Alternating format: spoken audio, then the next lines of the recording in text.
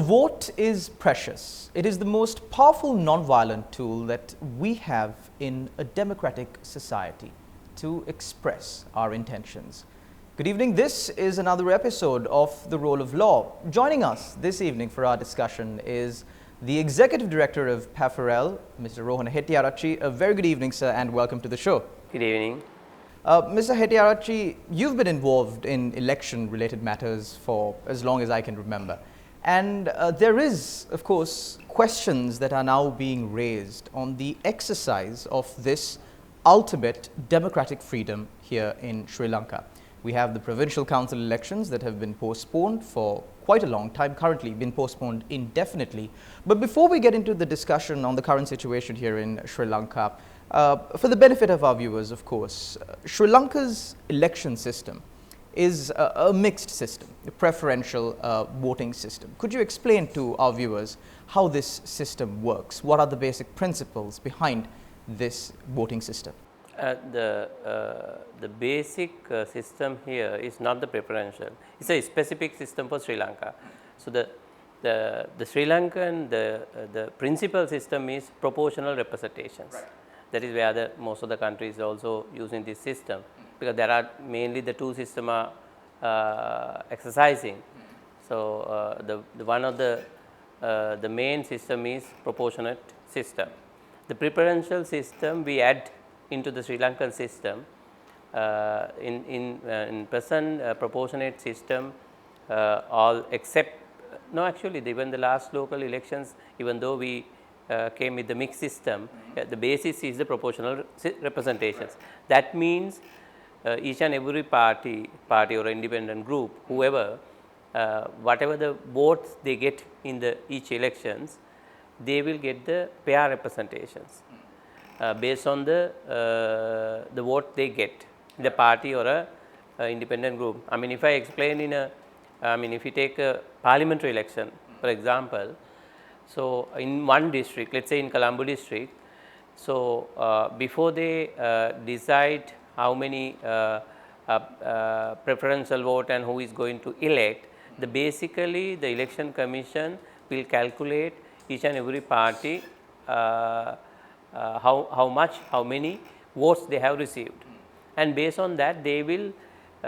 divided the number of seats according to the party or independent group which they got.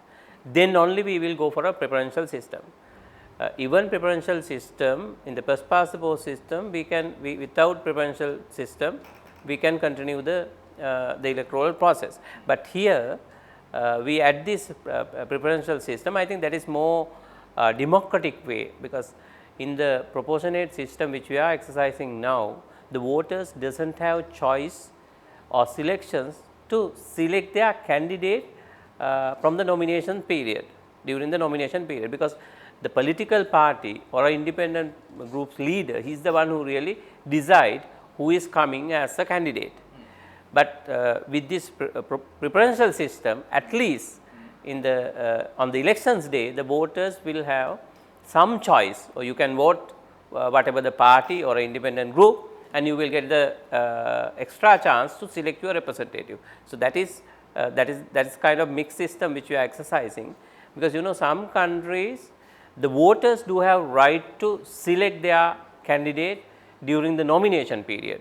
Right. I mean, for example, in Norway, in the local council system, the party supporters in a specific geographical area, so they can select, okay, these are the people which we wanted to have our representative from our party. Right. But here we don't have that system. Party leader or rather party secretary do have the whole authority to select the list. So, but fortunately with this preferential system, we will get some chance, but you have right only on only within the list, because you can't go beyond that. You can't.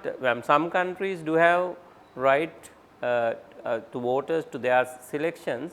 You can select one party in this side, and you can mark your preferential for some candidate in the different party. Right. But here we have only limited scope or limited frame for the voters to select their candidate. There are those who believe that a first past the post system would sometimes be better for Sri Lanka than the current proportionate representative system that we exercise.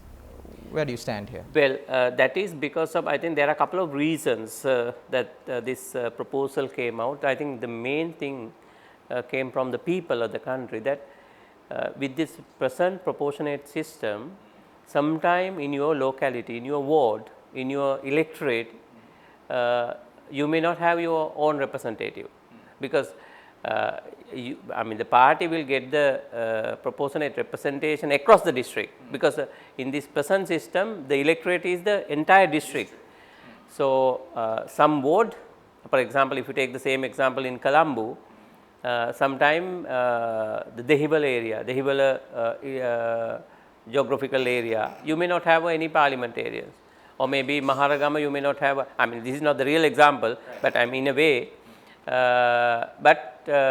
So, as a result, the people think if you do not have your own representative in your own locality, you will not get any sort of development. Your road or your schools or whatever the basic common need will not survive, because of if you do not have your own representative. That is number one.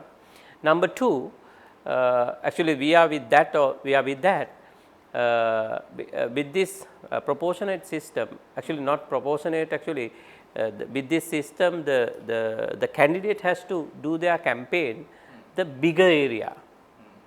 So, there is no such a campaign finance regulation in this country. So, therefore, those who have a financial power, they can get more chance to get into the parliament. Right. So, if you have a vote based electoral system, then you with a small amount you can contest, right, even without having a big financial support from other people, outside people. You can manage yourself. In the present system, to win these elections, either you have to spend billions. I wonder whether you can remember in some couple of years back, one of the he is in the parliament. He was saying publicly that 800 millions he utilized his elections, and the person Mr. Gammampila, I think when he was contesting for the provincial election, he said that he has collect 100 rupees, nearly about 10 million, right, nearly about 10 million for the provincial council. So, the issue here is, if you utilize your own money, then once you get elected, you have to somehow you have to get it back. And if you get money from your colleagues or business people, I mean there are a lot of people support the parliamentarians on their elections, so then you have to support them to exactly. So, this is not the democracy. So, those are some critical issues which the people are discussing, and with the preferential system, again the third point, that even within the same political party there will be a fight. Right. So, it can be issue for violence, because the preferential, you know, even the colleagues will fight each other. They may be good in the party, but when it's come to the elections, right, so everybody wanted to get elected. So, some we know that some areas that even the same party people, they can't go there and they can't campaign. They can't campaign. Right. So, there are some practical issues with the existing system. So, that is why most of the people are saying that we have to have some sort of mixed system, but I think fundamentally we have to maintain the proportionate system. If you do not have a proportionate system, if you have only the first past the system, then you will not get the real democracy in the country. I mean in overall in the first past the post system, I think we have a bad experience in 1977. The opposition party got only 8 seats. That is because of the first past the post system. But if you really calculate the number of votes they got, somewhere around 37%. So, you will not get fair representations if you go directly the pass the post system. So, we have to have some sort of mixed system if you are going to change the electoral system. Well, there is also a bit of discussion surrounding the minimum limit that is required, especially for the number of votes that is required for a party to secure a seat in parliament. Now, there was a school of thought that demanded for this minimum percentage, which is currently 5%, to be raised to 12%, which was the previous limit.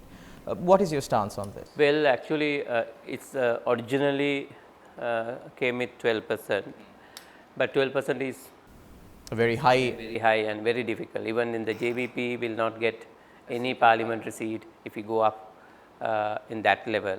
Even the 5%, I think we are in Sri Lankan contest now. There are I'm not promoting the most of the political parties who are engaged with the politics during parliamentary elections, because some political parties doesn't have maybe 100,000 votes, but they also contest. But that is a different case. But in Sri Lankan contest, there are a lot of marginalized sectors. I mean, community wise, area wise, we don't promote that, but that is the reality.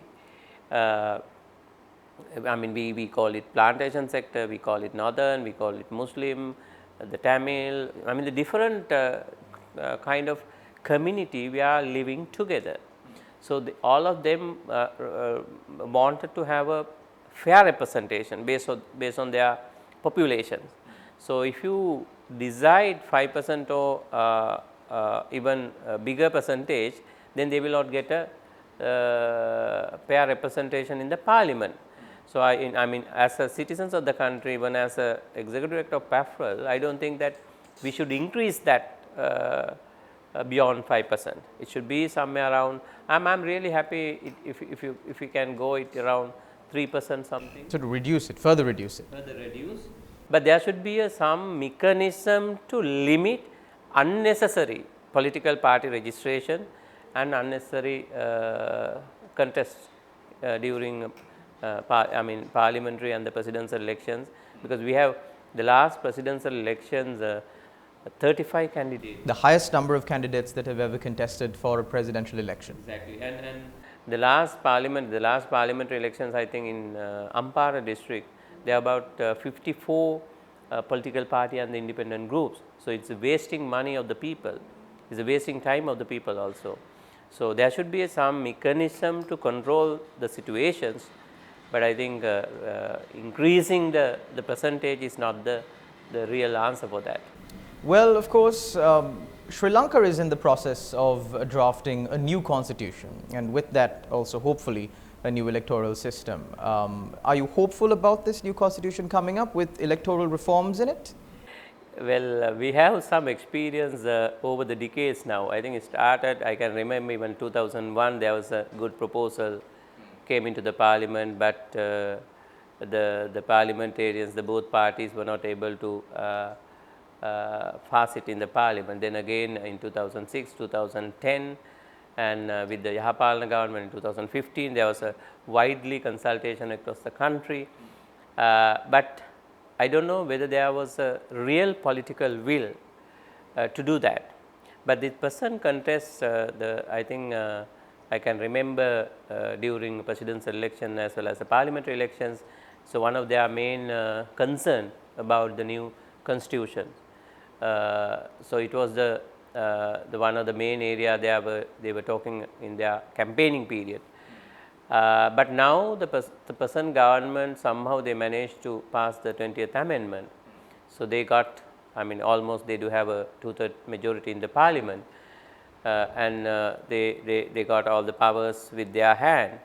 So, I do not know whether they are really wanted to change the constitutions, because I mean if you wanted to change the constitutions, the biggest challenge for the government is the 13th amendment.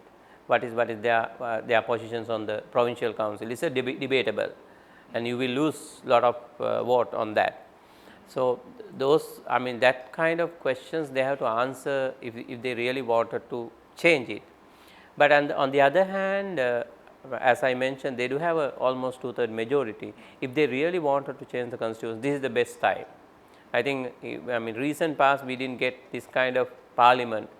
After 78, this is one of the most. Exactly, exactly. So, this is the best chance. I think we lose number of best opportunities to come up with the good constitutions for this country, because we have now, we are in a 20th amendment. So, that means 20 times we have changed the constitution. So, I mean, it's good to have a new constitutions, but it should be the more consultative process. But we as Papharel, we also submit our proposals to the constitutional committee. But when I discuss with couple of my colleagues who are working for this democratic system, then they said that we don't want to have a new consultations or wanted to get a public concern, because there are enough document in the country from 2001 up to 2020. Number of occasions we have tried this. So, if they really wanted to have a proper one, so they can get all those the document, and they can come up with a good proposal. But I heard from some senior politicians, they have almost draft some constitutions, and whatever the public comment or public opinion, they are going to incorporate it, and they are planning to come up with new constitutions. But it's still doubtful as to if this will actually materialize. Exactly, yeah. You said that when it comes to drafting a new constitution, one of the main issues that the government will have to tackle with is the 13th Amendment to the Constitution. That kind of leads me up to my next question. The provincial council elections have been postponed indefinitely. Provincial councils have been inactive for years, and there is growing public opinion that is demanding the government to do away with these provincial council systems because they do not serve the purpose that they were formed for. They are an additional burden. Administrative costs are extremely high. There were even views expressed that 70% of the funds allocated for provincial councils are spent on administrative costs, while only 30% is used for the development of those respective areas. Is there a chance that the government will opt to move away from the provincial council system? Well, can we really do that in Sri Lanka? No, I don't think that during or before the parliamentary elections, that is one of their demand from the previous government.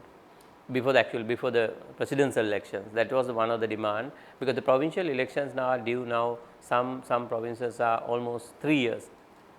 The opposition at the time demanded for the provincial council elections to be held. Exactly, yeah, exactly. I think the latest one was in Uva also more than 1 year now. So they can't go like this, because that is my argument is, now if you don't want to provincial system, you can change it with the new constitutions, or if you want, you can come up with new amendment to the constitutions, but that is the law in the system. We have in Sri Lankan context, we have 3 layers: the local council, provincial, and the parliament. Presidency is a different category. So that is the existing system. So you can't ignore the system. I mean, if you want to change that, you can change, but till then you have to function the provincial system. Now, as you mentioned, over 3 years now, it has run by one individual, the president representative. It was with the previous president and currently with the present president. So it's a one-man show. He is the whole authority in the provincial system. So that is not good for the democracy, because the governor and the government officials are not directly responsible for the people of the country. They are responsible. The governor is responsible for the president. They are not elected as well. They are not elected people. The officials are responsible. They are superiors, but not for the citizens of the country. But whatever the criticism we have with the people's representative, either provincial councillors or the parliamentarians, they are responsible. End of the day, they have to go for the people to get re-elected. So there should be a check and balance system. So if there is a people's representative, somehow there will be some sort of check and balance. But I don't, I do not know exactly your point about these expenses, because recently I heard from the the present election, the chairman of the commission, the new commission, he was saying in public meeting, public in a sense, the political party and the elections observers group, the administrative expenses somewhere around 0.03 or something. It is a very less amount when we compare with the total budget of the provincial system. Because most of the people saying that it is a white elephant. Most of the expenses for the councillors and the Vehicles, their allowances. So that is partly true, because there is a lot of money utilizing for the benefit of the representative and the government official. But overall, which I heard from the chairman of the commission, it's good to study someone that is a very minimal amount going for the people's representative. The rest of the things, health, education, other development in provincial level. But it's good to study that. But the real argument, okay, if it is a white elephant, you can abolish the system, but you have to have a alternative mechanism, because you can't just ignore that, because I think the people of this country can remember this came in 1980s, I think 87, with the influence of the India, and also it's the Indo-Sri Lanka Accord. And it came as a this ethnic problem, considering the ethnic issue. Now, nobody can say up to now that ethnic issue, I mean the war is over, but it's still something in ground. No?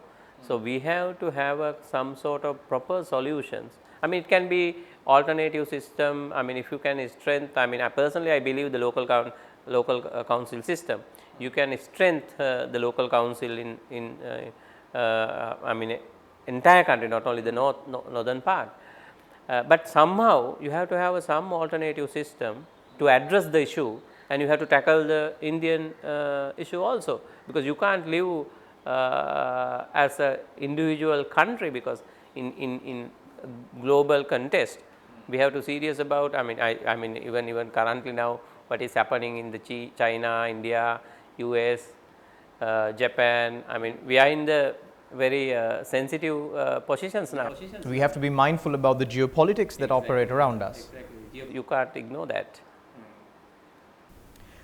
You were speaking before about the proportional representative system and its flaws. You spoke about the amount of money that certain candidates have to spend to get elected, especially to parliament, millions and millions. You said also that Sri Lanka does not have any strong campaign financing laws. Do you believe it's time that we take a look into this as well? Of course, actually we have been working for that as Papharel. We have started in 2015. Actually, we have drafted something. Papharel took a leading role. One of the cabinet subcommittee, it also again went with the local government system. One of the cabinet subcommittee, when I proposed this, I think Minister Faisal Mustafa was there at that time. He asked whether we can come up with some sort of proposals. So, as a draft act. Actually, then Papharel, CMEV and many other the civil society organization, in consultation with the election commission and the political party, we have drafted some act, and we hand over it to the former president and the prime minister and almost all the parliamentarians, but they didn't take it forward. But later on, the election commission also, I think the former chairman, he was also very keen on that. Based on our document, they also prepared some draft, and it went up to the cabinet, and I think cabinet also approved it with the previous government. Then it went to the attorney's department. The attorney's department also approved, but finally it was about to submit to the parliament, but unfortunately during that period parliament was dissolved. So, I think it is again time for bring that such a law. Otherwise, I mean, you may have elections, but you can't expect free and fair elections if there is no equal playing field. So, if there is no campaign finance ceiling, upper ceiling, you can't expect equal playing field. So, this is very important. If you really serious about the free and fair election in this country, we have to have that. I mean, we can say we can give you number of example how it affect for the elections if you don't have that such a law in this country. And not only during the elections, but after the elections, the intentions of those who get elected to parliament to maybe reimburse themselves for the value that they have spent to become elected, that also falls into this ambit. Exactly. That also, I mean, as I mentioned earlier also, it can be your own money, it can be you borrowed money, or it can be some business people or whoever support you, maybe their money. So, somehow you have to help them, or you have to find your own way to reimburse them the whatever the expenses, maybe double or triple. So, this is what happening in this country. I mean, over the decades now, we have been electing these politicians, we have changing the government to government, but there is no such a development in this country. The people are still in the same situation. So, I mean, if you are not in a position to change this electoral system as well as this campaign finance, and if we are not in a position to reduce these corruptions of the in Sri Lanka, I don't think that we can move forward. When a person, an average citizen of Sri Lanka, receives an overly large sum of money into their bank accounts, it gets flagged. There are questions raised from the Inland Revenue Department, from other government officials. Speaking about the extent of campaign financing laws in Sri Lanka, or the lack thereof, is there anything that could be done under the campaign financing law system in Sri Lanka if a politician receives large amounts of money? At the moment, the existing law, we can't bribe the voters. That is only occasions where we can address on that matter. Politicians can't directly give something to their voters. Directly or indirectly, you can't bribe the voters. Actually, there is one case is at the moment also. It's in High Court in one of the district. Right. We also part of it. But the other area, this asset and liabilities declaration, asset declarations. That also, but in practically, I mean, the politician can submit your asset and liability declarations to the either speaker, or it's depending. I mean, during elections, you can submit to the election commission, but there is no proper mechanism to check annually. I mean, if I submit as a politician to you my asset and liabilities for 2021, there should be mechanism in 2022 to check whether my assets have grown. I mean, drastically. I mean, then there should be a mechanism to check and take some actions. But unfortunately, Asset and Liability Act also, there is no enough provisions. Only occasion if there is if somebody challenge in the court, then the court can ask to check, but otherwise you can give the full information also. Now, I mean, the last week we got the information from Election Commission. Actually, under the Right to Information Act, we submit the applications asking how many people did not submit their asset and liabilities document to the as a candidate during the last parliamentary elections. I think there were thousands. I can't remember the exact figure. There's thousands of candidates did not submit the documents. So now we are planning to hand over to the Bribery Commission, because Bribery Commission is the sole authority to take some actions. So there are a lot of, I mean, there are some laws, but it's the main problem is even the law which we have, it is not practicing properly. Well, judging by the current atmosphere, the current political ambience in Sri Lanka, are you hopeful about reforms in these areas that we specifically discussed on, especially campaign financing laws? Yes, the campaign, I mean, there are a couple of areas where we are discussing with the Elections Commission. The Elections Commission are also very keen, and they are very supportive, and they are very positive. So, campaign finance, because when this draft was preparing, when the previous draft prepared by the Elections Commission, Mr. Nimal Punchieva was behind that. Right. Now he is the chairman of the Election Commission. Right. Now he can take forward. And there is fortunately there is a cabinet, the parliamentary subcommittee for electoral reforms now. the Elections Commission and the Observer Group, very recently we had a meeting, and he promised, and Chairman of the Elections Commission, to take this up, and I do not know whether you are aware that as Papharel also mainly part of it, the Marshall movement, the MP Collective for Clean Politics. So, there are 30 parliamentarians who are working with us.